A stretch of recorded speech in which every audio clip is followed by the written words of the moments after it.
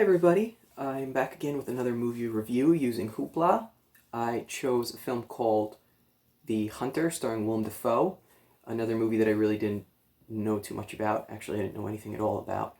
And one of the cool things that I'm finding about the Hoopla platform is that not only do you have like the A tier sort of movies, the big blockbuster type movies, but you also have some of the lesser known independent films. So it's been kind of an interesting experience for me to get to be able to comb through the archives of what Hoopla has to offer. So that's kind of fun.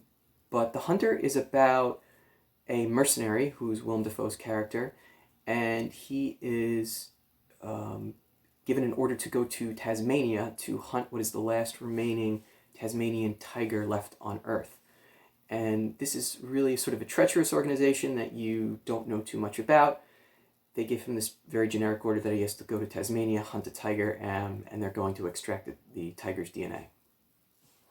So under the guise of a biologist, Willem Dafoe goes to Tasmania and he stays with the host family. And the host family is kind of interesting because it's a mother who's in pretty rough shape when Willem Dafoe gets there, and two children. And the husband has kind of disappeared under mysterious circumstances. And as the story starts to unravel, you kind of figure out that that the host father actually disappeared when he was off trying to hunt a Tasmanian tiger. So it's sort of a lore in the area where he is, that everyone is told stories about this tiger, but no one's actually seen it because it's thought to have been extinct for many years. So you kind of had the manifold plot points of Willem Dafoe's character trying to track down this very, very elusive tiger, which he isn't even sure is in existence.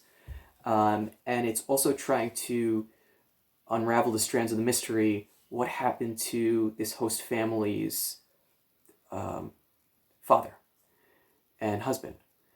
So, again, this is one of those kind of, I don't want to say B-grade movies. I don't think that would be fair. But it's an independent film.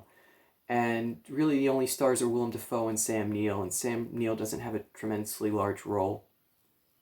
And what attracted me to this film was the reviews. The reviews, one of the things I normally do is I'll go on Rotten Tomatoes or I'll go on Metacritic and I'll see what people have to say about the film. And normally the consensus is how I'm swayed. Although it's not the optimal way of viewing a film, I guess. You should always be able to judge for yourself, I feel.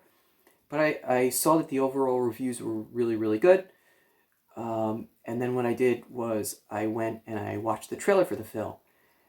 And I don't know if this happens to you, but this is one of those films where the trailer just totally belies what the film is about. I feel that the trailer totally misrepresents what the film actually is. And in the trailer, if you watch it for yourself, they make it out to be like a movie that's really, really heavy on action. And in fact, there's really not a lot of action at all.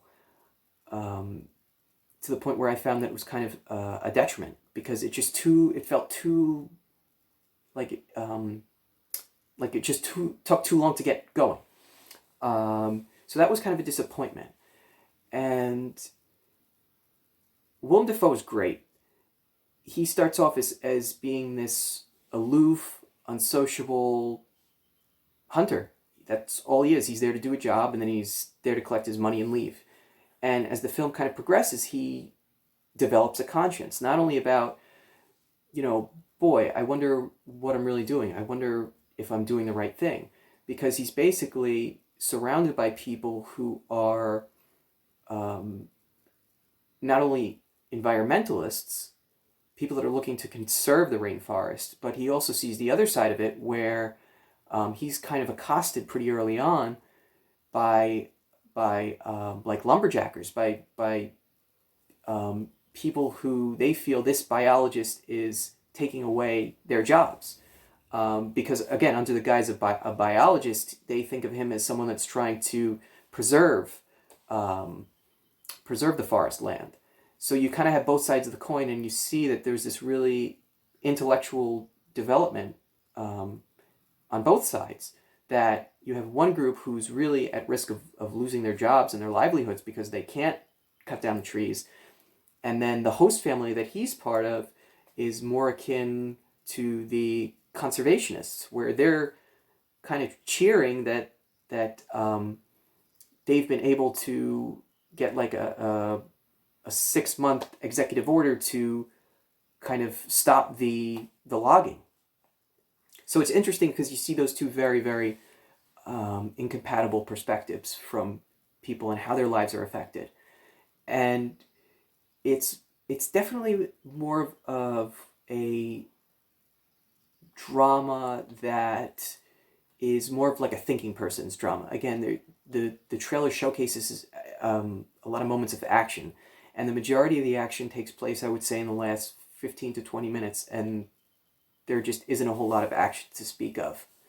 So I get that I get the compelling and sensitive arguments that are made for both sides, and that I kind of liked, but it just felt slow.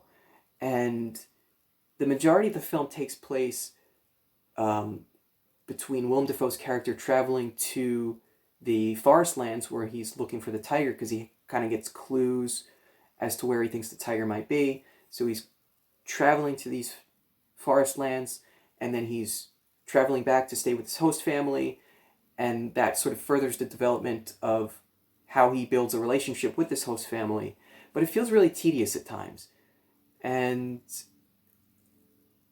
you know, I like the aspect of the development, because clearly there's like a full arc, I guess you could say, or a full circle, where Willem Dafoe really ends up caring very deeply for this family. And that was interesting. But it felt kind of boring in spots. And I think that if Willem Dafoe wasn't as good as he was, I would probably have shut it off maybe an hour into it.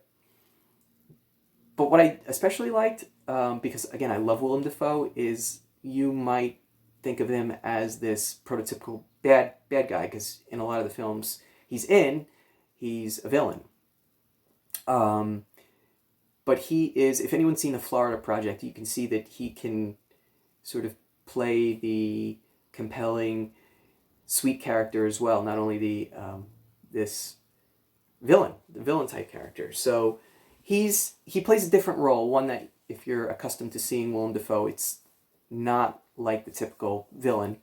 So he's great, but there just isn't enough action, and the resolution, I won't say what happens, because that would really spoil the majority of the film for you, so I won't say what happens, whether he finds it or not. But I was not pleased with the ending. I'll say that much. I wasn't pleased with the ending.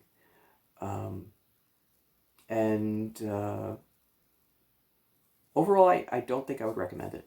Love Willem Dafoe. Sorry, Willem. I really can't recommend it. So hope everyone's doing well, and I will hopefully be doing another review for you guys soon. Thank you.